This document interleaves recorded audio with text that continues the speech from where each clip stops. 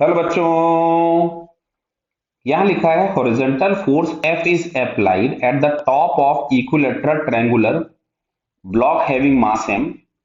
The minimum coefficient of friction required to topple the block before translational. Clear? तो सुनो इधर, अगर हमें इसका ट्रांसलेशनल मोशन नहीं कराना है तो जो F होना चाहिए मैक्सिमम से मैक्सिमम हो सकता है Fs मैक्सिमम के बराबर.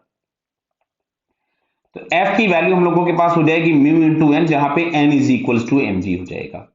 अब टॉपल करेगा तो सी वाले पॉइंट के अबाउट टॉपल करेगा. तो सबसे पहले अगर हम लोग चेक करें तो यहां से नीचे लग रहा होगा mg, और ये हम लोगों के पास फोर्स लग रहा है F इस तरफ में.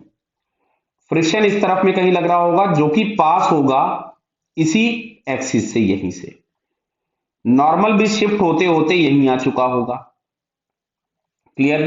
तो पॉइंट सी के अबाउट अगर हम टॉर्क देखें तो नॉर्मल का भी टॉर्क जीरो है, एफएस का भी टॉर्क जीरो. टॉर्क के नाम पे केवल और केवल हमको मिलेगा एफ और mg.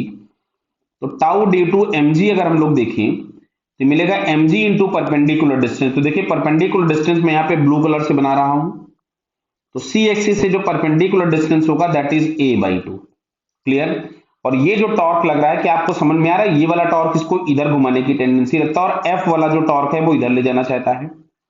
तो टाउ ड्यू टू एफ अगर हम लोग देखेंगे तो यहां से लिखोगे एफ इंटू परपेंडिकुलर डिस्टेंस. तो अच्छा, एफ पे जो रोटेशन एक्सिस है ये एफ का लाइन है. बोलिए, ये फोर्स की जो लाइन है, लाइन ऑफ एक्शन ये है.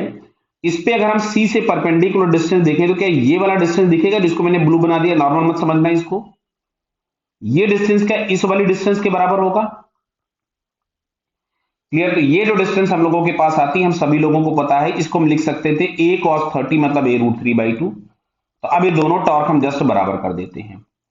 तो F into a√3/2 is equals to m g into a/2. तो a से a चला गया, 2 से 2 कैंसिल हो गया. F की मैक्सिमम वैल्यू हो सकती थी म्यू एम जी, क्योंकि तुमसे बोला है कि ट्रांसलेशनल के पहले टॉपलिंग होनी है. क्लियर है? तो ये हमारे पास हो गया mu M G √3 is equals to m into G. तो mg से mg कैंसिल हो गया, मतलब म्यू इज इक्वल्स टू आ रहा है 1/√3. मतलब मिनिमम वैल्यू ऑफ म्यू जो होना चाहिए दैट शुड बी 1/√3. 1/√3 से ज्यादा अगर होगा तो टॉपलिंग हो जाएगी, स्लाइडिंग नहीं होगी. क्लियर? सो फिलहाल यहाँ पे हम लोगों को जो ऑप्शन दिख रहा है तो थर्ड वाला दिख रहा है. So it's third answer is correct. Clear बेटा? Okay, all the best.